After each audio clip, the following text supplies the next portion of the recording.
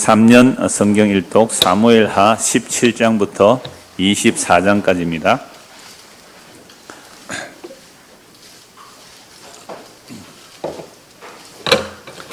자, 사무엘하 17장은 누가 반역해요? 아들이, 그죠? 아버지를 죽이려고 반역을 하죠. 압살롬이 반역을 하죠. 그러자 다윗은 도망갑니다. 맨발로 감람산으로 울며 가죠. 감람산으로 맨발로 울며 가는 그리스도를 보여줄 수도 있죠. 자, 압살롬은 예루살렘의 성에 그래서 무혈 입성을 하죠. 다윗이 이제 도망가 버리니까. 근데 이때 도망갈 때 참 다윗이 놀라운 말을 하죠. 언약궤가 사독이 언약궤를 가지고 나와서 다윗과 함께 가려고 하니까 어떻게 언약궤를 다윗 성으로 메고 가라. 왜 그랬을까요? 이미 언약궤를 처음에 자기가 메고 가려고 하다가 실패하고 두 번째 언약궤 메고 감을 통하여 내가 언약을 위하는 게 아니라 하나님의 언약이 나를 돌봐줘야 된다. 내가 언약궤를 지키고 보호하는 것이 아니라 하나님의 언약궤가 나를 불러주셔야 된다. 그래서 하나님께서 나를 불쌍히 여기시면 내가 비록 쫓겨났을지라도 언약궤에 있는 것을 주께서 보게 해주실 거고, 만약에 나를 언약궤를 보지 못하도록 불러주지 않으면 보지 않아도 나는 할 수 없습니다 하고 가죠. 이게 참 놀라운 표현이에요. 그 조선시대로 말하면 임금이 피난 가면 항상 뭘 들고 가야 돼요? 옥새를 들고 가야 되는데, 옥새가 어디에 있느냐 이거 아니에요. 그러니까 그 옥새를 자기가 안 가져가는 거예요. 압살롬이 왕궁에 들어오는데 임금의 옥새를 압살롬이 들어오는 예루살렘 궁에 그대로 뒀다라는 거하고 비슷하게 말할 수 있죠. 그래서 언약궤도 두고 그럼 자기는 이제 쫓겨가는 겁니다. 그때 압살롬의 그 참모가 아히도벨이에요. 아히도벨은 너무 지혜로운 사람이기 때문에 다윗이 기도하죠. 하나님, 아히도벨의 그 계략을 좀 무너지게 해주십시오. 그리고 다윗의 친구 후세라는 사람이 다윗을 따라가려고 하니까 당신은 다시 압살롬을 왕으로 맞이하는 척해라. 그러니까 막 압살롬 만세 그렇게 말하잖아요. 아니, 그 압살롬이 당신은 우리 아버지의 친구인데 왜 안 가고? 아니요, 왕이 바뀌었으면 왕에게 충성해야죠. 어때요? 맞잖아요. 왕이 바뀌었으면 왕에게 충성해야죠. 뭐 쫓겨난 왕에게 내가 따라가서 뭐 하겠습니까? 그러면서 아히도벨에게 전략을 물으니 나에게 군사 3천만 주세요. 기습해서 바로 죽이겠습니다. 굉장히 좋은 전략이에요. 어수선하잖아요. 도망갔으니까. 도망가는 중에 기습하는 것보다 더 좋은 방법이 없어요. 그러니까 군사 전략적으로 가장 뛰어난 아히도벨의 전략이에요. 그런데 압살롬이 후세에게 물어보죠. 어떻게 하는 게 좋겠느냐. 진짜 후세 말 잘해요. 안 좋은 전략이지만 말을 잘하면 채택됩니다. 여러분들 회사에서 보고할 때 PPT만 잘하면 안 좋은 전략인데 채택당할 수 있어요. 1억 2천? 1억 7,200 평생 갚아야 되겠네요. 많고 많은 사람 중에 내가 왜 해킹 당했을까? 저는 반대로 이렇게 생각했어요. 많고 많은 사람 중에 왜 하나님께서 너를 택했을까? 반대 생각하세요.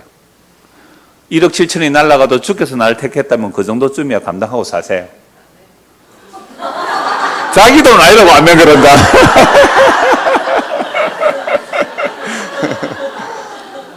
아니, 내가 좀 늦게 들어서 대충 들었는데 그 이야기를 들었을 때 왜 하필 내 메일 해킹 당했을까라고 했을 때에 하나님께서 우리를 해킹해서 하나님 우리를 해킹해서 선택했다면 1억 7천이 아니라 우리의 평생이 주께 차압되는 거예요.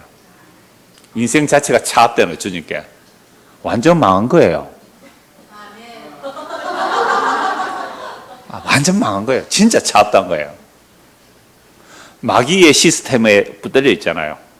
하나님께서 시간을 뚫고가 아니라, 그죠? 시간을 뚫고, 공간을 뚫고 우리에게 오셔서 우리를 차압해 가는 거예요. 흑암의 근세에서 사랑의 아들에는 옮기는 그 일을 해 주시잖아요. 그걸로 견뎌내세요. 그 후에 답이 없어요. 뭐 제가 뭐 갚아줄 것도 아니고.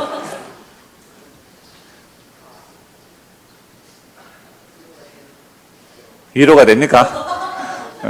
위로가 됩니까?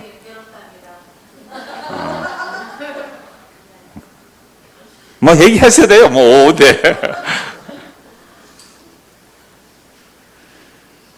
예, 그래서 하나님, 내가 하나님의 언약을 붙들고 가는 것이 아니라 하나님의 언약이 우리를 붙들고 간다. 예, 이게 다윗의 참 중요한 고백이 되겠죠. 그래서 후세가 어떻게 말합니까? 왕이시여, 왕도 알다시피 다윗은 어려서부터 용사요, 아주 전략가 아닙니까? 그리고 다윗 주변의 용사들도 얼마나 용사입니까? 그들은 곰이 새끼 빼앗긴 것처럼, 사자가 새끼 빼앗긴 것처럼 화가 나 있는데 기습 작전 잘못하다가 만약 우리가 패배한다면 이건 완전히 우리는 지는 겁니다. 그러니 시간을 두고서라도 온 이스라엘의 군대를 다 소집하십시오. 그렇게 해서 압살롬 당신이 앞장서서 다윗이 어느 성에 들어가면 성을 그냥 몽땅 줄을 묶어서 그냥 다 끌어내려 버립시다. 이렇게 하면 온 이스라엘이 당신에게 돌아옵니다. 가만히 들어보니 누구 말이 일리가 있어요? 후세의 말이 일리가 있는 거죠. 그런데 원래 군사작전 전략 중 어느 게 좋다고요? 아이데블이 좋아요. 그런데 딱 성경에는 뭐라고 말씀합니까? 17절 한번 보실까요? 17장 17절 17장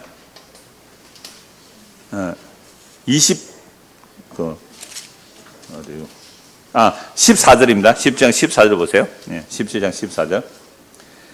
자, 압살롬과 온 이스라엘 사람들이 이르되 아렉 사람 후세의 계략은 아이도벨의 계략보다 낫다 하니 이는 여호와께서 압살롬에게 뭐요? 화를 내리라사. 아이도벨의 뭐요? 좋은 계략. 그래, 아이도벨의 전략이 훨씬 군사 전략으로 좋은 거예요. 좋은 전략. 여호와께서 어떻게 해요? 물리치기 위해서 그렇게 하셨다 이렇게 되어 있잖아요. 그러니까 하나님께서 이 압살롬을 패배하기 위해서 이렇게 하셨다라고 성경은 이렇게 항상 기록하고 있습니다. 그러니까 아무리 뭐 지혜가 좋은 아이도벨의 그거라도 하나님께서 채택되지 않게 하신 거죠. 자, 그렇게 해서 전쟁이 누구에게 달렸다고요? 예, 여호와께 달렸다는 것을 드러내고 있죠. 제가 원고에 17장 14절 했는데 17장 47절 돼 있네. 그거 14로 좀 고쳐놔 주십시오. 자, 그리고 다윗은 이제 도망가는 겁니다. 다윗은 도망가는데 아이도벨이 어떻게 하는지 한번 보십시오. 아이도벨이 자기 그 계략이 채택되지 않는 것을 알고 뭘 합니까? 예, 집으로 돌아가죠. 집으로 돌아가서 뭘 합니까? 예, 모든 것을 다 집을 정리하고 자기는 뭐 해버리죠? 예, 죽어버립니다. 왜 그럴까요? 이 사람은 이미 압살롬이 패배한 것을 알아요. 압살롬 패배할 것을 알죠. 그러니까 전략가죠. 그래, 뭐 자존심 상한 것도 있겠지만 그거보다는 이제는 끝났다. 그리고 참 우리 삼국지 같은 거 보면요, 전략을 세우는 자들 나오잖아요. 참모들. 예, 뭐 제갈공명도 있지만은 여러 방통 같은 사람도 있고요. 그 전략가들이 있는데 이 전략가들은 벌써 한 두세 수 앞을 내다봐요. 그래서 이 아이도벨이 그렇게 지혜로운 사람이죠. 그러나 집으로 정리하고 그냥 가서 목매어 죽어버리는, 자기 집 정리하고 죽어버리는 거죠. 자, 18장에서 19장까지는 압살롬과 다윗 사이에서 전쟁이 일어나는데 결국은 압살롬이 패배를 하죠. 압살롬 패배하는데 그 압살롬은 이스라엘에서 가장 잘생긴 사람, 멋있는 사람이었어요. 머리카락도 얼마나 아름다운지 머리를 1년에 한 번씩 깎으면 얼마나 나왔다는 만큼 그 머리카락도 장발이겠죠. 이렇게 아주 멋있는 그런 모습이었어요. 그런데 압살롬이 패배해서 도망가다가 이렇게 나귀를 타고 가다가 나뭇가지에 머리카락이 걸려버리죠. 그러니까 이때 칼에 죽은 사람보다 숲에 죽은 자가 많다. 숲이 굉장히 안 좋은 악숲이었겠죠. 그러니까 전쟁이 나서 숲에서 죽은 사람이 더 많았다고 그렇게 되어 있는데요. 하여튼 9절 보시면 압살롬이 다윗의 보더가 마주치잖아요. 압살롬이 노새를 탔는데 그 노새가 큰 상수리 나무 번석, 가지가 막 이렇게 타고 가다가 머리카락이 출렁차니까 그 가지에 걸려버린 거잖아요.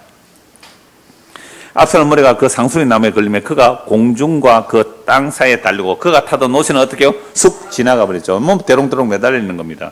그러니까 요압의 신하가 압살롬 이렇게 돼 있다 그러니까 왜 안 죽이고 왔느냐? 죽였으면 상을 주었을 텐데 하니까 그 요압의 신하가 뭐라 그래요? 아니, 다윗 왕이 압살롬을 좀 잘 봐달라고 했는데 죽이면 어떻게 하겠느냐라고 하니까 요압이 가서 압살롬을요 심장을 찌르고 나머지 무기든 10명이 달려서 죽여버리죠. 그걸로 이제 전쟁이 일단 끝납니다. 문제는 압살롬이 죽고 죽었다는 소식을 들은 이 다윗이 어떻게 해요? 울잖아요. 그러면 이 요압이 전쟁에서 이기고 오는데 정말 목숨을 걸고 이기고 왔는데 다윗이 지금 울고 있으면 어떤 일이 일어날까요? 그래서 요압이 다윗에게 압력을 가하는 겁니다. 아니 우리가 목숨 걸고 나가서 싸웠는데 그러면 우리가 다 죽고 압살롬이 살았으면 좋겠네요 막 이러는 거죠. 여러분은 안 그렇겠어요? 그래서 요압이 왕이 압력을 가하니까 이렇게 말합니다. 7절 이제 곧 일어나 6절 보세요. 19장 6절 이는 왕께서 미워하는 자는 사랑하시며 사랑하는 자는 미워하시고 오늘 지휘관들과 부하들을 멸시하심을 나타내심이라. 오늘 내가 깨달으니 만일 압살롬이 살고 오늘 우리가 다 죽었다면 왕이 마땅히 여기실 뻔하였나이다. 이제 곧 일어나 나가 왕의 부하들의 마음을 위로하여 말씀하옵소서. 내가 여호와를 두고 맹세하는. 와, 압박을 하는데 어떻게 해요? 야, 이 군대 장관이 말이죠. 왕을 압박을 이렇게 해요. 내가 여호와의 이름으로 두고 맹세하는. 왕이 만일 나가지 아니하시면 오늘 밤에 한 사람도 왕과 함께 머물지 아니할지라. 그리하면 그 화가 왕이 젊었을 때부터 지금까지 당하신 모든 화보다 더욱 심하리이다 하니. 참 이럴 때 어떻게 해요? 어떤 장로가 목사에게 왔어요. 목사님, 목회를 앞으로 이렇게 해주십시오. 만약 목회를 이렇게 안 하면 나는 교인들 데리고 다 나가겠습니다. 그럼 목사가 어떻게 해야 돼요?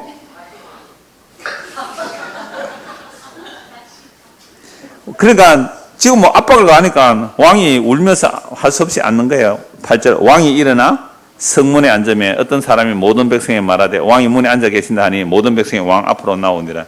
그러니까 승리하는 군대를 왕이 환영해야 되는데 정말 뭐 전쟁에서 패배하고 돌아온 것처럼 이렇게 해서 예루살렘으로 들어가게 돼요. 자, 그런데 문제는 이제 압살롬이 죽고 다윗이 마하나임 요단강 건너 마헤나임에 가 있었잖아요. 그러면 예루살렘으로 들어와야 되는데 누가 먼저 데리고 올까요? 라는 이제 논쟁이 또 생기는 거죠. 자, 9절 한번 보십시오. 이스라엘 모든 지파 백성들이 변론하는데 왕이 우리를 원수의 손에서 구원하여 내셨고 또 우리를 블레셋 사람들의 손에서 구원하셨으나 이제 압살롬을 패하 그 땅에서 나가셨고 우리가 기름을 부어 우리를 다스리는 압살롬은 싸움에서 죽었거늘 이제 너희가 어찌하여 왕을 도로 모셔올 일에 잠잠하고 있느냐 하니라. 그러니까 이제 왕을 누가 또 먼저 모셔오셔야 되는 문제잖아요. 이거 참 이럴 때 혼란이죠. 압살롬이 죽었는데 그러면 왕을 또 누가 먼저 모셔오느냐. 그러니까 압살롬 편의 선자들은 다윗이 들어오면 어떻게 돼요? 보복당하잖아요. 그러니까 누가 먼저 모셔오느냐 이런 이제 갑론을박들이 일어나고 있는 거죠. 그러니까 다윗 왕이요 어떻게 하느냐면 11절 보세요. 다윗 왕이 사독과 아비아들 두 제사장의 소식을 전해 이르되 너희는 유다 장로들에게 말하라. 그러니까 유다 장로들도 지금 누구 편에 서버렸어요? 다윗 편에 안 온 자들은 압살롬 편에 서버렸잖아요. 그러니까 그들이 머뭇머뭇하는 거예요. 유다 장로 말하자. 온 이스라엘이 왕을 왕궁으로 도로 모셔오자 하는 말이 왕께 들렸는데 너희는 어찌하여 왕을 궁으로 모시는 나중에 되느냐. 그래서 다윗은 지금 누구 보고 빨리 자기를 모셔가라 그래요? 유다 지파. 왜요? 자기가 유다 지파잖아요. 그러니까 저는 이번에 이번 사무엘하 17장에서 24장을 보면서 하나님의 언약이 어떻게 진행되는가를 더 중요한 이렇게 맥락이지만 하나님의 언약이 진행되는 그 과정 안에서 인간들은요 온갖 이해 득실을 따라서 행동하더라 이 말입니다. 저는 이런 말씀을 보면서 여러분 우리나라가 지금 만약에 남북이 전쟁이 일어났다 어떻게 하실래요? 네, 여러분 남한과 북한 지금 전쟁이 일어났어요. 전쟁이 일어날 수 있는 소지도 있어요. 지금 전쟁이 일어났어요. 그러면 여러분 어떻게 하겠어요? 그런데 사람마다 다 달라요. 그죠? 여러분 전쟁이 일어나면 사람마다 달라요. 향토 예비군 지원해가지고 막 물리시자 하는 사람도 있을 수 있고 나는 시민권이 미국에 있으니 미국 도망가는 사람도 있을 거고 그죠? 하여튼 간첩들은 또 어떻게 하겠어요? 잘 됐다 그러고 그죠? 북한 편 들 거고 막 이럴 거 아니에요. 굉장히 혼란이 일어날 거예요. 지금 이스라엘이 반역이 일어나고 왕은 쫓겨나갔고 왕이 다시 이제 예루살렘 들어와야 되는데 이건 나는 압살롬 편에 섰는데 어떻게 할까 하는 사람도 있을 거고 하여튼 엄청난 혼란이 있을 때요. 다윗이 유다 지파에게 사람을 보내서 왜 너희들이 빨리 나를 안 모셔가냐 이렇게 해버리는 거예요. 이렇게 말합니다. 12절 너희는 내 형제요 내 골육이거늘 너희는 어찌하여 왕을 도로 모셔오는 일에 나중에 되리요 하셨다 하고 골육이는 뭐예요? 우리가? 남이가? 너희는 또 아마사에 이르기를 너는 내 골육이 아니냐 네가 요압을 이어서 항상 내 앞에서 지휘관이 되지 아니하면 하나님이 내게 벌 위에 벌을 내리시기를 바라노라 하셨더라. 그러니까 요압보다도 누구를 앞세우고 싶어요? 아마사. 왜 그래요? 요압이 자기 아들 압살롬 죽였잖아요. 그래서 요압을 잠시 아까 또 압살롬 죽여올 때 요압이 뭐라 그랬어요? 왕을 압박을 가했잖아요. 그러니까 요압을 잠시 어떻게 해요? 군서열에서 밀어내려고 하는 거예요. 그래서 아마사를 앞세우는 거죠. 그러니까 다윗도 지금 머리 섭니까 안 섭니까? 서죠. 그러니까 인간은요 뭐 다윗이고 뭐고 간에 머리 서게 돼 있어요. 근데 나중에 이 요압이 신경이 나가지고 화가 나 누구 죽여요? 아마사 또 죽여버려요. 그래서 어쩔 수 없이 또 요압이 또 총군 사령관이 돼요.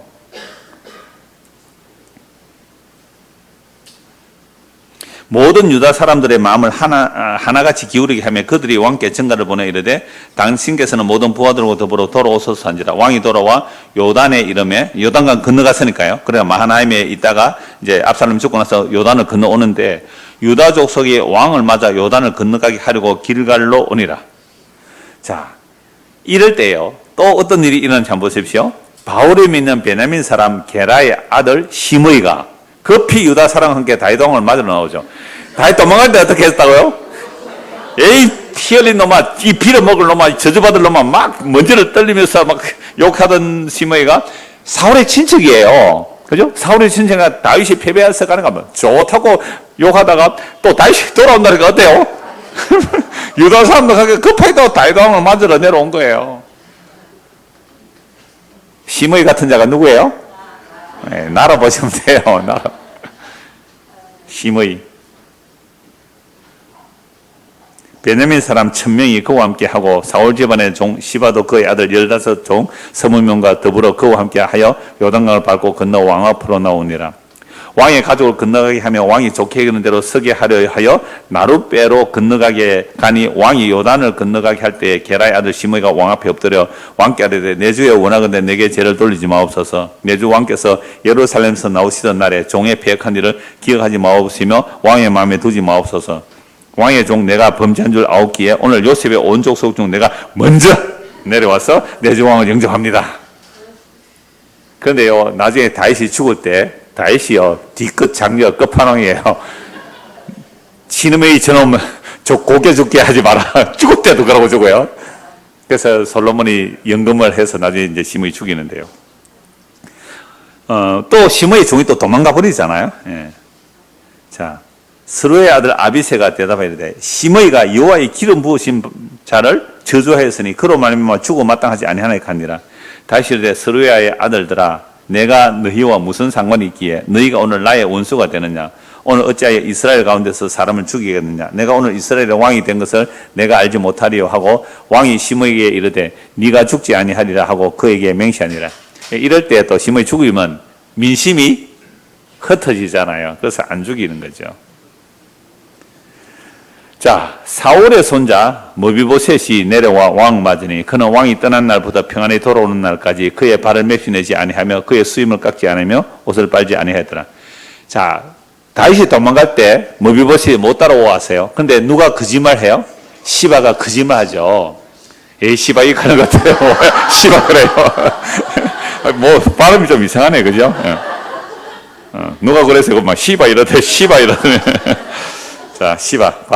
이 양반이 머비보셋을 섬기다가 다윗이 도망갈 때 거짓말해요.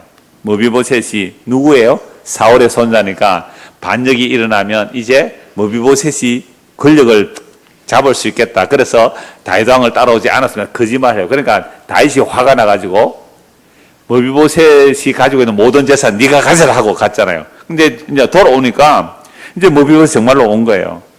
예루살렘에 와서 왕을 맞을 때 왕이 그에게 물어 이르되 머비보셋이여 네가 어찌하여 나와 함께 가지 아니하였더니 하니 대답하되 내 주 왕이여 왕의 종인 나는 다리를 절므로 내 낙이 안장을 지어 그 위에 타고 왕과 함께 가리 하였더니 내 종이 나를 속이고 종이 나를 내 주 왕께 모함하였나이다.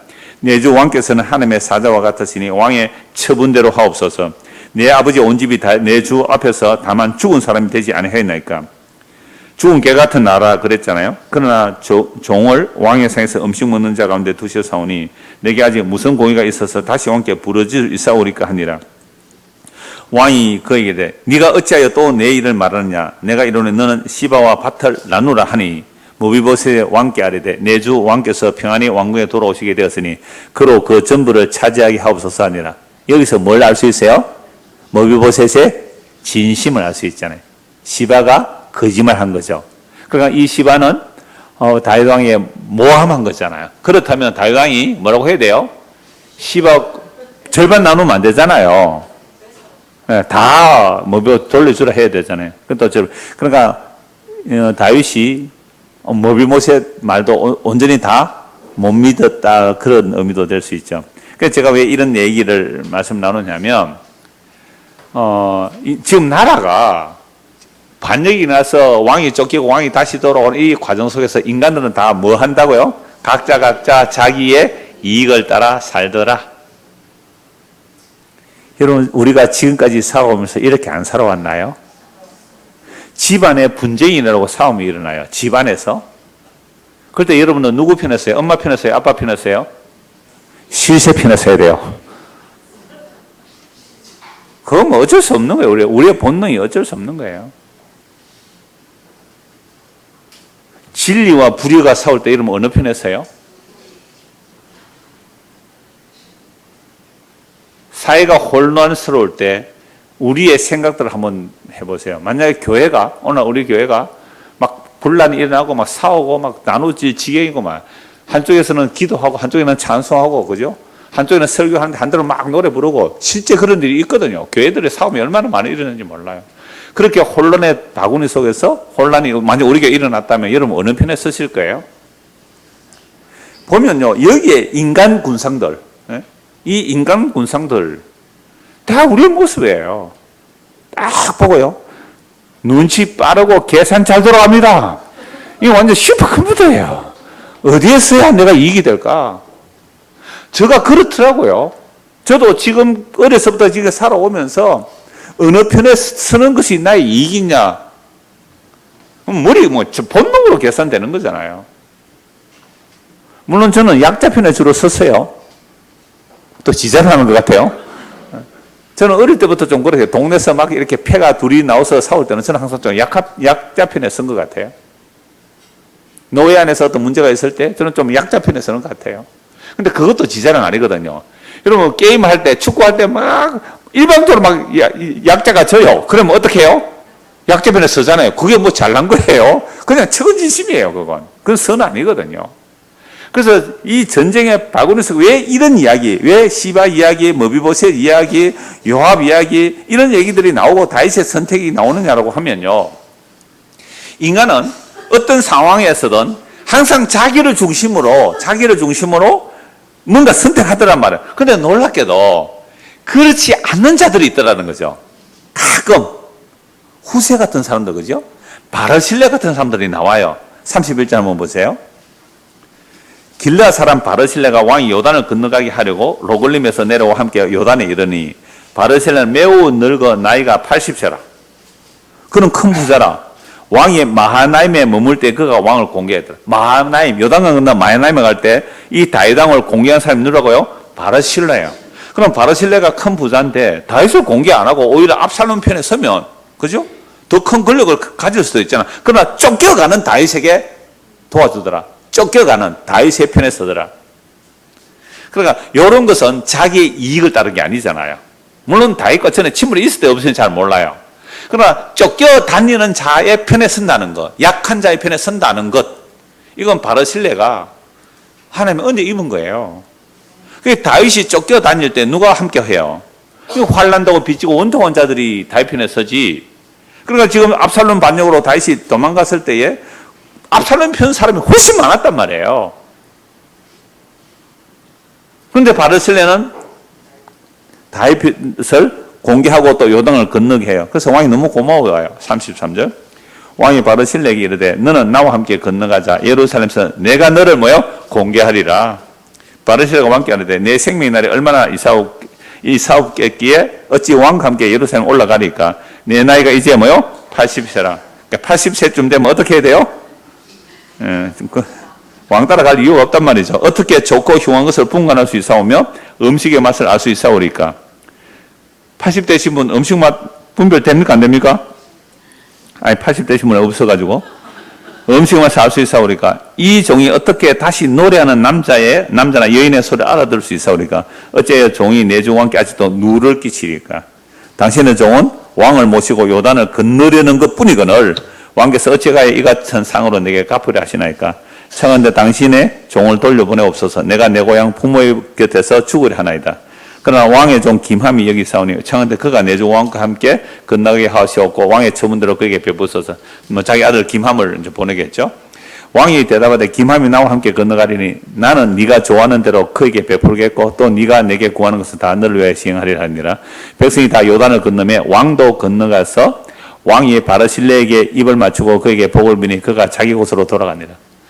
그리고 바르실레는 피난 온 그 다윗을 아주 잘 공개하였고 요단강을 또 잘 건너가게 했지만 자기는 어디로요? 왕궁으로 들어가지 않겠다 그렇게 말하죠. 이런 사람이 가끔 있어요. 가끔. 그래서 어떤 사람이 여러분들의 진짜 친구가 누군지 여러분의 진짜 친구가 누군지 언제 보면 알아요? 어려웠을 때에 1억 7천 아직 모르니까 1억 7천 다 날아갔을 때 누가 친구인지 한번 해보세요. 아무도 안 도와줄걸요. 자, 그래서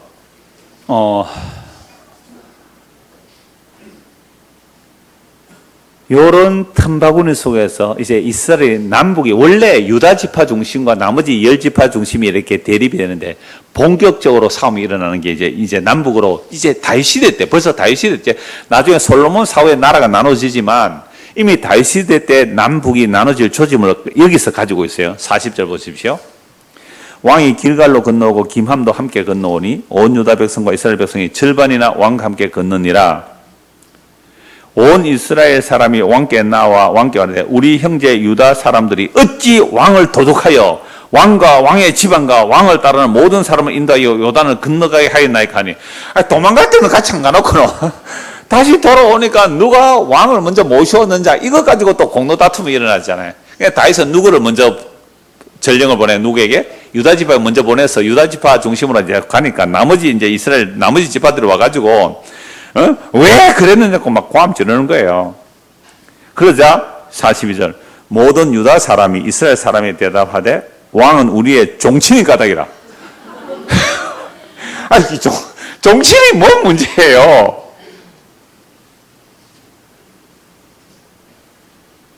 너희가 어찌 이 일에 대하여 분내느냐? 우리가 왕의 것을 조금이라도 얻어먹었느냐? 왕께서 우리에게 선물로 주신 거 있느냐? 이스라엘 사람이 유다 사람이 대답하여 이르되 우리는 왕에 대해 열목을 가졌다. 너는 유다 지파 하나 아니냐? 다윗에게 대하여 너희보다 더욱 관계가 있거늘 쪽수로 밀죠. 여기는 그냥 쪽수로 밀고 저쪽에는 뭐라고요? 친척으로 종친으로 밀고요. 너희가 어찌 우리를 멸시하여 우리의 왕을 모셔온 일을 먼저 우리와 의논하지 않았나 하나 유다 사람의 말이 이스라엘 사람 말보다 더 강경하였다. 이미 뭐가 일어나요? 예, 벌써 조짐이 일어나요. 분리될 조짐이 일어나요. 참 인간의 죄들은 이런 혼란의 과정에서 너무너무 여실하게 드러나고 있습니다. 자, 이랬을 때에 이미 유다 지파와 나머지 10지파의 분란이 일어날 때에 20장 1절 보십시오. 마치 그게 누구요?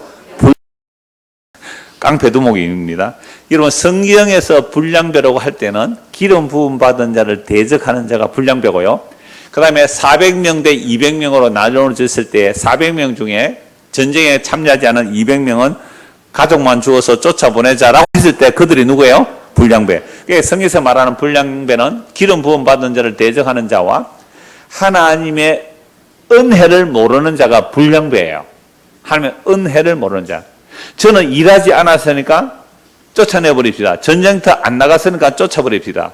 전리품 주지 맙시다. 요걸 뭐라고요? 불량배라 그러죠. 세상은 어때요? 오늘 우리 청년의 시간에 잠시 말씀 나오는데, 세상은 일하면 뭘 받아요?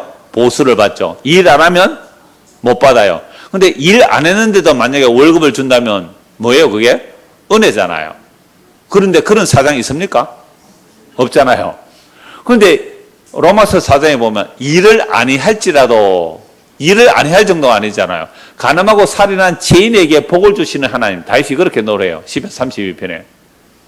그래서 일을 아니할지라도 경건치 않는 자를 의롭다 하신 이를 믿으면 그 믿음을 의로 여기시는 그 하나님. 그래서 일을 아니할지라도, 아니 죄악밖에 행하지 않는 자라도 받는 그 복이 뭐냐?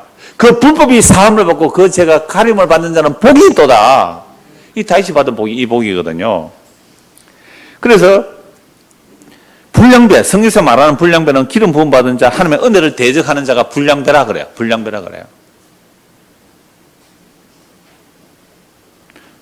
20장 1절. 마침 그의 불량배 하나가 있으니 그의 이름은 세바인데 베냐민 사람 비거리의 아들이었더라. 베냐민 사람이니까 어느 지파 누구예요? 사울. 예, 아까 시바라는 뭡니까? 시므이. 예, 시므이가 어느 사람이에요? 베냐민과 사울 사람 아니에요. 그래서 세바가 있다가 이렇게 말하죠. 야, 우리는 10지파나 되는데 유다 지파 저놈들이 다윗 왕 앞서 모시고 가서 자기들끼리 다 해먹겠네. 맞죠? 성경 그냥 이렇게 읽으십시오. 이 유다 지파 저놈들만 다 해쳐먹겠네? 이때 처가 들어가야 되네요. 그럼 우리 뭐고? 우리는 핫바지냐? 우리 시다발이 하다가 아무것도 못하네. 라고 하면서 나팔을 불어요. 마침 그에게 불량배 하나가 있으니 그의 이름은 세바인데 베냐민 사람 비거리의 아들이 있더라. 그가 나팔을 불어 이르되 우리는 다윗과 나눌 분 것이 없으며 이새의 아들에게서 받을 유산이 우리에게 없도다. 이스라엘아 각기 장모로 돌아가자. 이게 완전히 다윗 왕이 다시 왕궁으로 돌아올 때에 나라가 흩어버리는 거잖아요. 이에 온 이스라엘 사람들이 다윗 따르기를 어떻게 해요? 거치고. 야, 이거 한번 지금 혼란이거든요. 왕이 오는데 한 마음이 되어도 뭐 할 건데, 이 유다 지파 중심으로 되니까 나머지 10지파가 우리는 받아먹을 거 얻어먹을 거 없다. 그냥 집으로 가자라고 해버리니까 사람들이 비거리 아들 세바를 따르나 유다 사람들은 그들의 왕과 합하여 요단에서 예루살렘까지 따라내라. 이미 또 뭐가 일어나요? 또 반란이 일어나요. 그래서 다윗이 이제 본궁에 이르기 전에 머물러 왕국을 지키는 그 후궁 10명을 벼슬에 가두고 평생 생각으로 지내게 하고, 지가 잘못한 것도 이래요. 다윗은 그죠? 왕이 아마사에 이르되 너는 나를 위해 3일 내로 유다 사람을 소집하라. 아마사가 좀 지체가 돼요. 3일 내로 못 들어오죠. 그러니까 또 아비새에게 이르되 비거리 아들 세바가 압살롬보다 우리를 더 헤아리니 너는 내 주의 부하들 데리고 이 세바를 추격하라라고 하죠. 그러니까 이때 요압은 이미 앞에 군대적으로 못 나서게 되잖아요. 그러니까 요압도 이제 물론 전쟁에 나가는 합니다. 요압을 따른 자들은 그렛 사람들과 블렛 사람들과 모든 용사들이 다 아비새를 따라 비거리의 아들 세바를 대처로 예루살렘에서 나와 기본 큰 바위 곁에 이름에 아마사가 맞으러 오니까, 그러니까 군대를 소집하러 갔던 아마사가 오니까 그때 요압이 어떻게 해요? 아마사에게 인사하는 척 하면서 수염을 잡고 그와 입을 맞춰하면서 요압이 칼로 아마사를 죽여버리죠. 아까 요압이 조금 이렇게 배제시키니까 또 자기는 아마사를 죽여버리죠. 아마사 죽어버리니까 아마사를 따르는 군대가 주춤주춤하죠. 그러니까 요압의 청년 한 사람이 아마사의 그 시체를 막 거칠게 숲으로 굴려버리니까 결국 아마사를 따르는 자들도 요압을 따르는 거죠. 자, 11절 보십시오. 요압의 청년 중 하나가 아마사 곁에서 이르되 요압을 좋아하는 자가 누구이며 요압을 따라 다윗을 위하는 자가 누구냐라고 하니까 이미 아마사 죽어버렸으니까 또 누구 따라가야 돼요? 요압 따라가서 이제 전쟁을 하는데 결국은 이제 세바를 추격하니까 세바가 어느 성에 들어갑니다. 요압이 그 성을 공격하려니까 지혜로운 한 여인이 어떻게 해요? 왜 우리를 무너뜨리려고 하느냐라고 했을 때에 우리가 이 성을 무너뜨리려고 하는 게 아니다. 누구만 넘겨달라? 세바만 넘겨달라. 그래서 이 지혜로운 여인이 그 성읍의 사람들을 설득하여 세바의 목을 잘라 요압에게 던져줌으로 요압이 물러가죠. 이렇게 이제 또 반란이 진압이 됩니다. 그러면 이 세바 같은 자는 한 지혜로운 여인에 의하여 목이 잘려지고 한 지혜로운 여인에 의하여 한 성이 뭐요? 살아남는 보호되는. 그래서 지혜가 칼보다 세다 말이죠. 결국 성경은 참된 지혜를 말하고 있는 겁니다. 그리고 23절에서 26절은요, 이제 다시 왕궁으로 들어갔으니까 조각을 좀 다시 하는 거죠. 조각을 좀 다시 한 내용이 23절에서 26절에 나옵니다. 자, 이렇게 하고 이제 21장부터 24장까지가 그 마무리인데요. 21장부터 그 24장까지 마무리인데, 제가 보는 그 독일 성서공회 해설 성경은 사무엘하 21장부터 24장 전체를 다윗 왕국에 대한 부록 이렇게 되어 있어요. 왜냐하면 지금 다윗의 관리들을 세우는 20장을 자연스럽게 연결되는 게 열왕기상 1장이거든요. 그래서 다윗의 솔로몬을 왕으로 세우는 것이 열왕기상 1장과 아주 자연스럽게 연결되고요. 그럼 21장부터 24장까지는 별책 부록과 같아요. 그래서 이것은 역사와 상관없이 앞에 그 기본 사람들의 이야기가 21장에 나오고, 그 다음에 22장은 찬송이에요. 다윗의 찬송이고요. 23장이 다윗의 마지막 말, 이것도 물론 찬송이 나옵니다. 그리고 다윗의 용사들과, 그 다음에 마지막으로 인구조사하는 내용으로 이제 사무엘하가 끝이 나니까, 요건 21장에서 24장까지는 또 다른 별책으로 보다, 이렇게 이제 안내를 하고 있습니다. 자, 21장에는, 어떤 일이 일어나죠? 다윗이 왕으로 있을 때, 이게 언제 일어나? 다윗이 아마 훨씬 중간기점으로 봐요. 이 다윗의 말년이 아니라 그 앞에 있었던 일로 보는데, 다윗이 왕으로 있을 때 몇 년 동안 기근이 옵니까? 그러니까 3년 동안 비가 안 오면 이건 정말 큰일이잖아요. 그래서 하나님께 기도했더니 하나님께서 뭐라 말씀하세요? 사울이 기본 사람 죽였대요. 그럼 사울이 기본을 왜 죽였을까요? 순혈주의 들어보셨어요? 우리나라가 우리나라를 흔히 말하는 뭐요? 백의의 민족, 또요? 단일민족. 예, 당군에 자서 단일민족인데, 우리나라 사람들, 웃지 아세요? 여러분, 엉덩이 한 까보면 뭐 있어요? 그리고 우리 몽고인들의 피를 받았네요?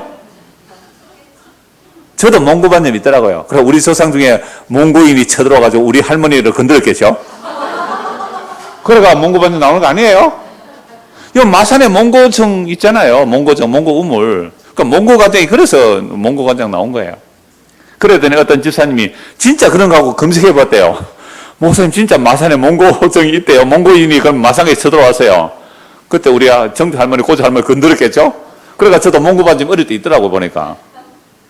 그러니까 무슨 순혈주의가 있겠어요? 그런데 이 순혈주의 참, 이거 민족 순혈주의 주장하면요, 히틀러 돼요. 안 그래요? 히틀러 지는 어때요? 독일 그 게르만 정통한, 지는 오스트리아 출신이거든요. 그 히틀러는 고향이 오스트레일리아예요. 그 오스트리아 거기에서 화가하려다가 없어가 이리저리 돌다가 어떻게, 독일 나치 땅에 들어가지고 히틀러 완전히 600만 학살을 하잖아요. 그게 이제 전체주의 국가, 파시즘이 되는데요. 이게 사울에게 이런 게 있었어요. 사울에게. 그래서 기본적 소를 다윗을 불러서 묻죠. 너희가 어떻게 하면 우리가 속죄하고 유혹의 복을 빌겠느냐라고 하니까, 그러니까 기본적이 그 한이설에 있는 거죠. 사울이 자기 기본적으로 죽이려고 했던, 그리고 여러 사람 죽인 그 한이설에지가 하나님께서 그걸 보시고 이스라엘 땅에 비를 안 주신 거예요. 그래서 4절에 기본 사람이 그에게 대답해, 사울과 그의 집안 우리 사이에 뭐는 해결이 안 된다? 은금에 있지 않다. 어떻게 해야 너가 복을 빌어주냐? 돈으로 해결된 문제가 아니다. 참 이 기본 족속이 놀라운데요. 기본 족속이 어디에서 등장합니까? 예, 여호수아가 가나안을 정복할 때에 그 가나안 그 부족들은 전부 연합 체제를 하여 여호수아 군대를 대적하는데 개인적으로 항복한 사람 누구예요? 개인적으로 기생나합. 그러니까 민족적으로, 그러니까 부족적으로 항복한 자는 누구예요? 기본족 외에는 전부 단결하여 여호수아의 군대를 대적하거든. 기본족만 근처 살았지만 아주 변장하고 거짓말을 하죠. 여호와의 소문을 듣고 와서는 우리와 화친합시다. 그 화친의 조약을 여호와 이름으로 맺었단 말이야.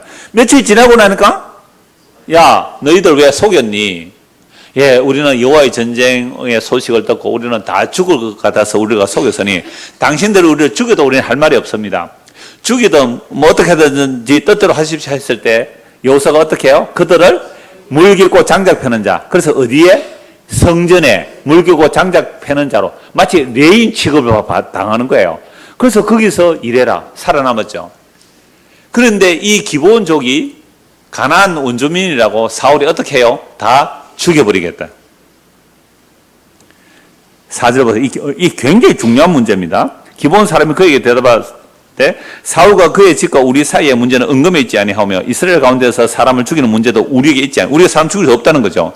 왕이 이르되 그러면 너희들의 소원을 말해라. 내가 시행하겠다. 그들이 왕께 아뢰되 우리를 학살하였고 또 우리를 멸하여, 요 말이 중요해요. 그러면 사울이 기브온을 학살하고 멸해서 우리를 어떻게 해요? 이스라엘 영토 내에 머물지 못하게 하려고. 그러면 사울 왕이 기본적으로 왜 다 죽여버리려고 해요? 어디 이방인들이 감히 우리 이스라엘 영토에 사는 하고 죽여버리겠다는 거예요. 모한 사람 자손 7을 우리에게 내주십시오. 여호와께서 택하신 사울의 골 기브아에서 우리가 그들을 여호와 앞에서 목매어 달겠나이다 하니 왕이 이르되 내가 내주리라. 그러나 다윗과 사울의 아들 요나단 사이에 서로 여호와를 두고 맹세한 것으로 있으므로 왕이 사울의 손자 요나단의 아들 뭐요? 머비보셋. 아까 나왔죠? 머비보셋은 아끼고 두 다리가 다 전 머비보셋 아닙니까? 죽은 개 같은 나를 돌봐주십니까? 그건 살려주고 왕이 이에 아야의 딸 리스바에게서 난 자 곧 사울의 두 아들 알모니와 머비보셋과 이것도 머비보셋 또 나오죠, 그죠? 예, 사울의 아들 뭐예요? 그러니까 사울의 아들 사울의 알모니니까 사울의 손자 중에 머비보셋이 몇 명이에요? 2명이겠죠. 머비보셋과 사울의 딸 메랍에서 난 자 곧 모홀라 사람 바르실레의 아들 아드레의 5 아들 붙잡아 7을 넘겨주죠. 그래서 기본이 그들을 목매달아 죽이고 그랬는데 10절 아야의 딸 리스바가 굵은 벼를 가져다가 자기를 위하여 바위에 펴고 곡식 빼기 시작할 때부터 하늘에서 비가 시체에 쏟아지기까지 그 시체에 낮에는 공중의 새가 앉지 못하게 하고 밤에는 덜짐승이 범하지 못하게 한지라. 이 아야의 딸 사울의 첩 리스바가 행한 일이 다윗에게 알려지매 다윗이 가서 사울의 뼈와 그 아들의 뼈들을 다 거둬서 어떻게 해요? 그 장례를 치러주죠. 블레셋 사람 뼈상그레에 매단 것을 다 가만히 가져와서 그 뼈와 그 요단의 아들의 그 뼈들을 다 장사를 지내줍니다. 그랬더니 14절 사울과 그의 아들 요나단의 뼈와 함께 베냐민 땅 셀라에서 그의 아버지의 기세의 묘에 장사하되 모두 왕의 명령을 따라 행하니라. 그 후에 하나님이 그 땅을 위하여 뭐라고요? 기도를 들어주시다. 이 말은 비가 왔더라. 그럼 다윗 시대 3년 동안 비가 안 온 이유가 뭘까요? 비가 안 온 이유가 방금 봤잖아요. 사울이 기브온족을 죽였다. 이 말은 어떻게 감히 이방인들이 이스라엘 땅에 거할 수 있느냐? 이건 민족적 순혈주의 또는 자기 어떤 그 유대인의 선민사상 이런 것들이 얼마나 그 악인지를 지금 3년 기간을 통해 보여주는 거예요. 마치 이 사건은 모세가 구서 여인을 취했을 때에 아론과 미리암이 어떻게 해요? 많고 많은 유대 여자들 중에 왜 흑인 여자를 취하느냐라고 했단 말이야. 그러다가 미리암이 어떻게 돼요? 문둥병이 발해버리잖아요. 하나님의 언약에 항복하고 나온 이방인들. 그죠? 기본적 아닙니까? 하나님의 전쟁의 소식을 듣고 거짓말이라도 항복하고 나온 그들과 언약을 체결했는데 그 언약을 깨어버린 자가 누구예요? 사울이거든요. 그래서 하나님의 약속을 따른 긍휼로 즉 어린 양의 희생으로 하나님의 백성이 되었는데 자신들은 뭐라고요? 나는 유대인이야. 나는 야곱의 아들이야. 나는 특별해. 자기들의 특별함이 있다고 생각하는 자들. 이거 하나님께서 저주받는 일이거든요. 오늘 교회도 마찬가지예요. 하나님의 언약의 완성인 예수 그리스도의 피로 값없이 의롭다 칭함을 받은 자들이 교회인데 교회 안에도 사람을 어떻게 취해요? 외모로 취하잖아요. 교회는 사람 외모로 취해. 특히 야고보서 보세요. 부자가 오면 어떻게 하고요? 여기 의자에 여기 좋은 자리에 앉으세요. 가난한 자가 오면 저 구석에 가라 구석에 저 자리에 앉든지 말든지 금가락지 끼고 말이죠. 부자가 오면 교회가 이랬단 말이에요. 그래서 고린도전서 1장에서 뭐라 그래요? 너희의 부르심을 보라 그랬잖아요. 그래서 고린도 교회 안에 파당이 생겼어요. 나는 베드로파다, 바울파다, 아볼로파다. 나는 바울파다. 그때 바울이 뭐라 그래요? 누가 십자가를 졌느냐. 그러니까 오늘 저와 여러분들이 교회로 모였다면요. 세상에 어떤 자신이 높은 자리, 권력의 자리, 명예의 자리 뭐 다 있다 할지라도 그거 다 쓰레기로 갖다 버리고 오세요. 그 지하에 가면 쓰레기 분리수거장이 있습니다. 거기 가서 자기 계급장도 갖다 떼놓고요. 자기 뭐 공부도 떼놓고 세상에 그거 다 버리고요. 쓰레기 분리 다 버리고 여기 올 때는 어떻게 올라와야 돼요? 사정가 올 때는 죽은 개로 오십시오. 머비버섯으로 오시고요. 기생 나갑의 모습으로 오시고요. 수르버리 여인의 모습으로 오시고요. 그래야 그걸 뭐라고 그래요? 교회라 그래요. 또 나갈 때 또 주섬주섬 지하사가 다 또 주워 있는다. 뭐 그건 못 적겠어요. 그러나 적어도 우리가 교회로 모였다면요. 교회로 모였다면 사울의 이 민족적 자긍심 이거 다 버려야 돼요. 이거 잘못 사용해서 아까 제가 히틀러도 얘기했지만 영국 청교도들이 미국 가서 그 인디언들, 아메리칸 원주민들을 잡아요. 영국이 산업혁명 먼저 일어나서 식민지 개척하러 갈 때 앞에 십자가 달고 갔다고요. 십자가 달고. 오늘 대한민국에도 똑같이 십자가 걸어놓고 광화문에서 집회하는 거 보십시오. 우리 편 아니면 다 죽여버릴 거야. 눈에 살기가 나요. 살기가. 우리 편 아니면 다 죽여버릴 거야. 이게 사울이죠. 기억하십시오. 나라가 혼란스러울수록 또는 교회 안에서 혼란스러울수록 우리가 어느 길을 택하는지 한번 보세요. 어느 길을 택하는지.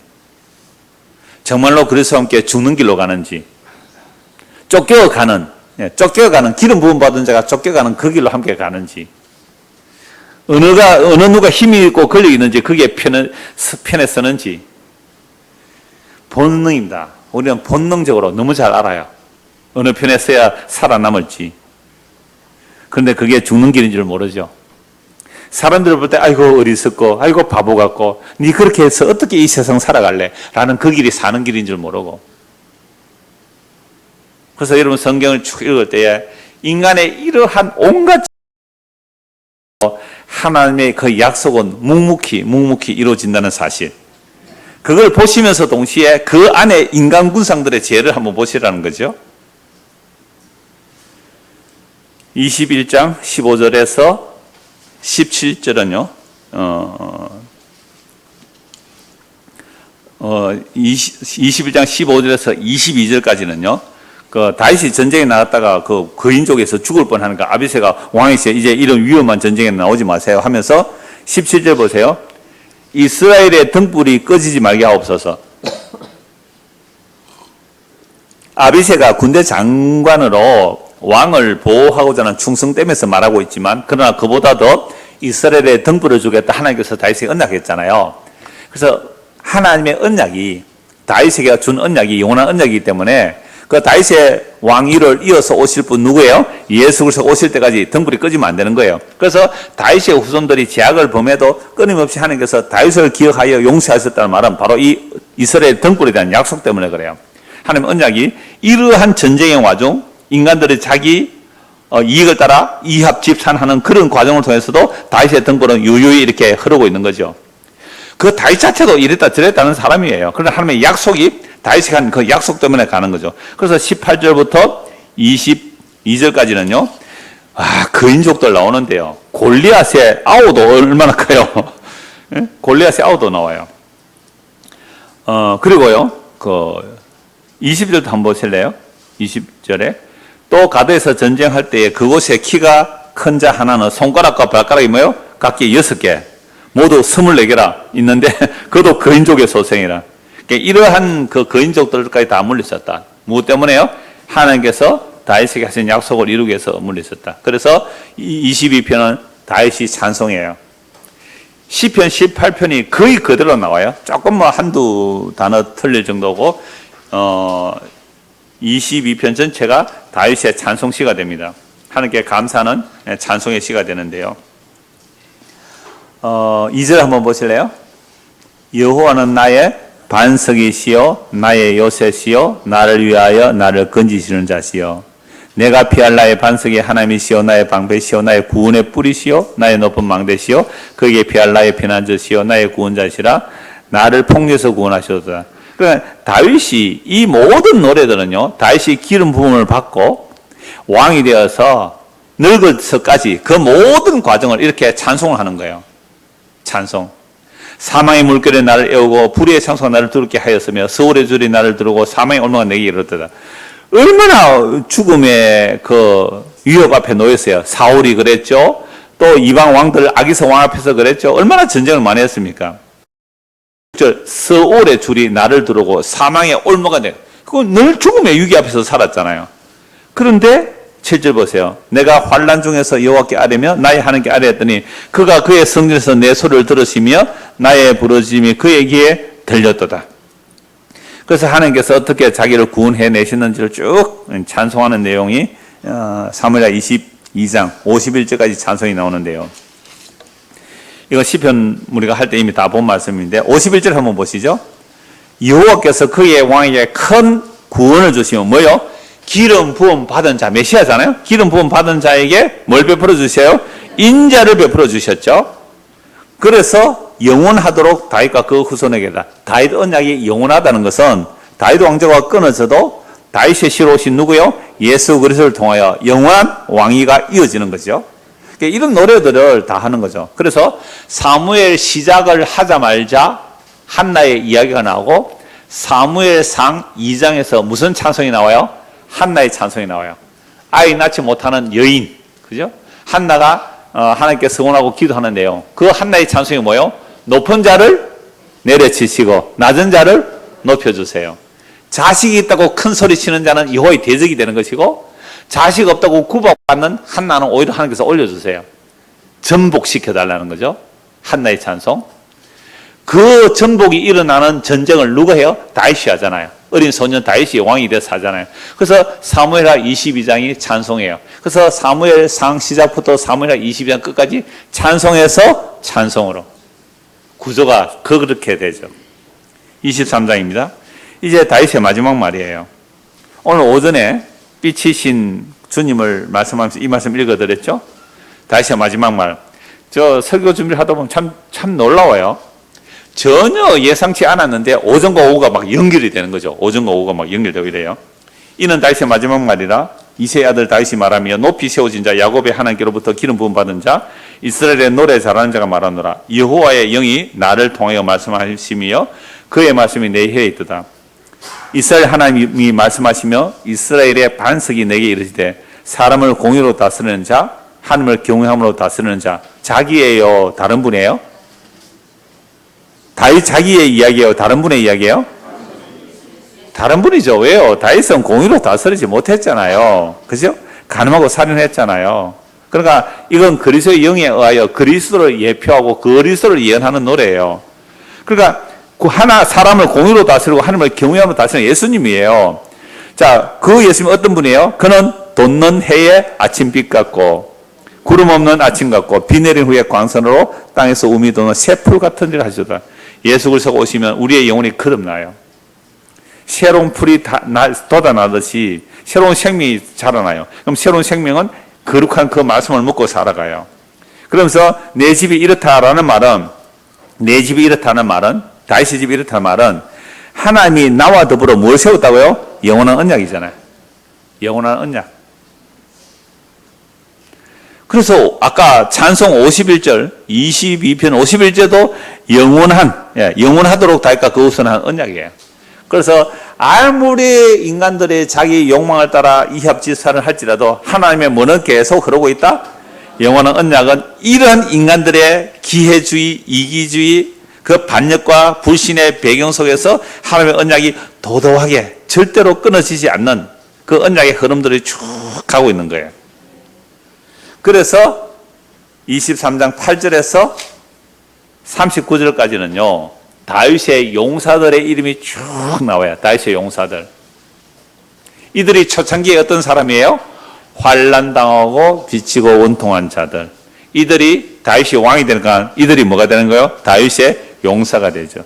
오늘 저 여러분들 이 땅에서 너희의 부르심을 보라. 고린도전서 1장 말씀에서 너희의 부르심을 보라. 세상에서 잘나고 뭐 높고 똑똑한 사람 없을지라도 하나님께서는 약한 자를 들어 강한 자를 부끄럽게 하고 미련한 자를 들어 지혜로운 자를 부끄럽게 하시 하나님의 그 방식으로 우리 금요일에 공부한 예를 하면 바보들의 행렬이죠. 바보들의 행렬이지만 이들이 그리스도 안에서는 어떻게 해요? 왕 같은 제사장이에요. 예수 그리스도가 왕으로 등극하시니 우리가 다 왕처럼 왕과 함께 그렇게 살아가는 거. 이거 다윗을 통해 보여주잖아요. 환난다고 빚지고 쫓겨다니던 그 떨거지 같은 자들이 다윗이 왕이 되니까 이들이 함께 왕의 용사들로 이름이 쫙 올라가요. 이걸로 끝이면 좋겠는데. 이걸로 끝내야 좋겠잖아요. 근데 하나 더, 한 방 더 때리는 거예요. 마지막 한 방 탁 더 때리는 거예요. 한 번 더 케어시켜야 돼요. 뭐요? 인구조사예요. 24장 1절. 여호와께서 다시 이스라엘을 향하여 진노하사 그들을 치시려고. 하나님이 왜 그래요? 하나님 무슨 억한 심정이 있어서 가만히 이제 왕이 이제 돌아왔고 이제 잘 되도록 도와주면 뭐 할 텐데 갑자기 여호와께서 다시 이스라엘을 향하여 뭐예요? 진노하사 그들을 뭐려고? 치시려고 다윗을 격동시키사 가서 이스라엘과 유다 인구를 조사하라. 누가 시켰어요? 인구 조사. 하나님이 시키는데 왜 다윗한테 벌 줘요? 하나님이 다윗을 격동시켜가지고 인구조사하게 해놓고 인구조사 했다고 벌 주는 하나님은 이상한 하나님 아니에요? 이 설명돼야 안 돼요. T야? 알아들으시는 분은 MBTI 아시는 분이 저도 주워 들었는데요. T는 이성적이래요. 아주 이성적으로 따지는 게 T라 그러는데요. 여하튼 감성적인 F예요? 모르겠어요. 그럼 이것도 이제 한물 같대요. 그래서 이게 뭔 얘기예요? 제가 원고에서 이렇게 좀 작성을 썼습니다. 여호와 하나님께서 왜 이스라엘 향하여 진노하시고 그들을 치시려고 다윗을 격동시켜 인구를 조사하게 하시는 겁니까? 이거 역대상 21장에 보면요, 사탄이 다윗을 충동했다 그랬거든요. 뭐 사탄이 충동했던 어떻든 사탄도 하나님께서 시키는 부리는 종이니까 우리가 여기에 대하여 하나님 이럴 수 있습니까? 라고 항의하는 것 자체가 뭐라고 했어요?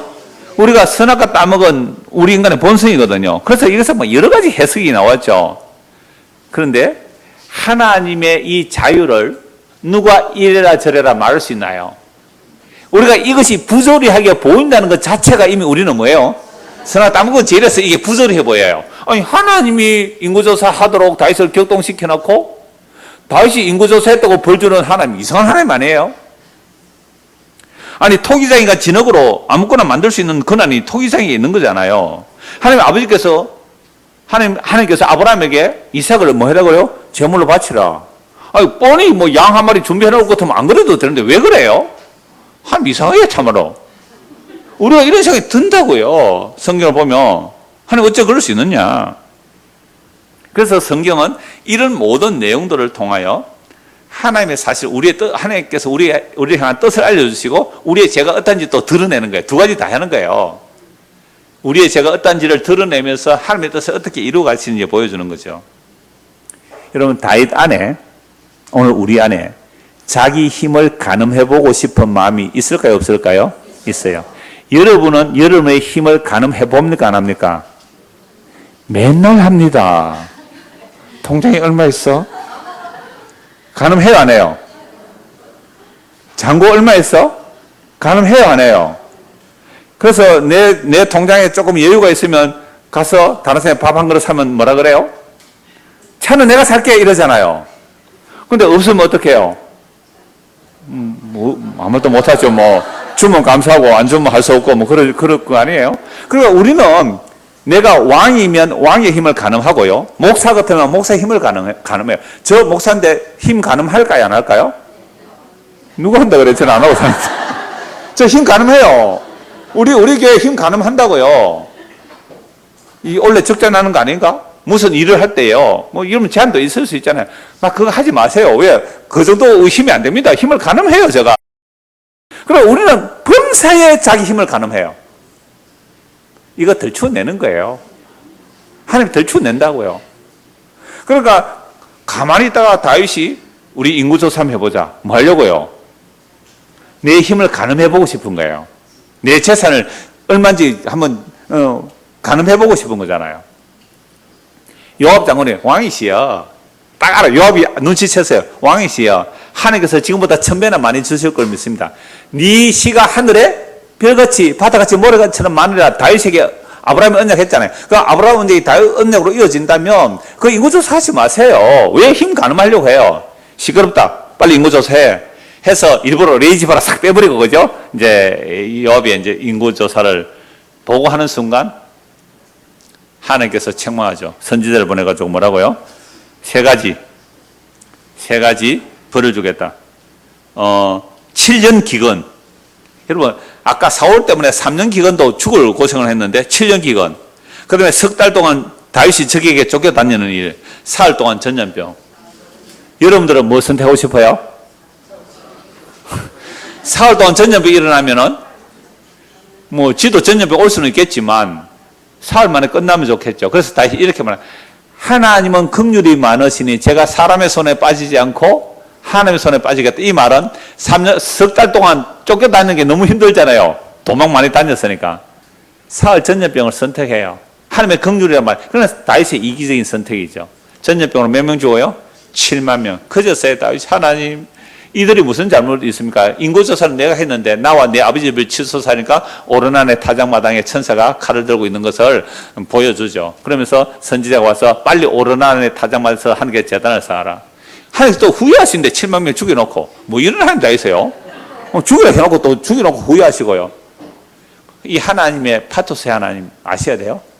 기계적 하나님이 아니에요. 정념의 하나님, 파토스의 하나님이죠. 하여튼 그렇게 해서 오르난의 타작마당을 이제 돈 주고 사서 그곳에 무슨 일이 일어나는가. 제단을 사서 하나님께서 재앙을 거쳐주시죠. 역대하 3장 1절 한번 보십시오. 역대하 3장 1절. 역대하 3장 1절입니다. 다윗이 죽고 솔로몬이 왕이 되었을 때 성전을 이제 건축하는 내용이에요. 솔로몬이 예루살렘 모리아산 무슨 일이 일어났던 곳이죠? 예, 아브라함이 이삭 바쳤던 사건 아닙니까? 모리아산에 여호와의 전 건축을 시작하니 그것은 전에 여호와께서 그의 아버지 다윗에게 나타나신 곳이요. 여부서 사람 누구요? 오르난. 예, 오르난의 타작마당에 다윗이 정한 곳이라. 그래서 솔로몬이 이곳에 성전을 짓죠. 그러면 다윗이 인구조사하도록 하나님께서 격동시키시고 그로 인하여 전염병이 일어나서 결국 무엇을 찾아 나서는 거예요? 성전 틀을 찾아 나섰죠. 우리 안에 일어나는 끊임없는 우리의 욕망들, 내 힘을 가늠하고자 하는 죄, 그 모든 죄들이 어디서 해결돼야 되죠? 성전에서. 그럼 그 성전은 건물이 아니에요. 결국은 이 성전을 헐라 내가 3일 만에 일으키겠다는 예수 그리스도, 우리의 모든 죄를 예수님 대신 담당하시는 곳이 뭐예요? 성전의 기능이고 그게 예수님이 하시는 일이에요. 그래서 우리 안에 있는 끊임없는 욕망들, 살아있는 동안 튀어나오는 이 욕망들이 말씀을 통해 어떻게 해요? 지금 덜추어지는 거예요. 아마 이거 너무 많은 분량이지만 7장, 8장, 7, 8장 많지만 그 안에 여러분들 모든 악한 자, 기회주의자들, 그 시바 같은 자들, 심의 같은 자들 있잖아요. 그런 자들에게 자기를 딱 대입하면 딱 자기가 나올 거예요. 그래 안 해보세요?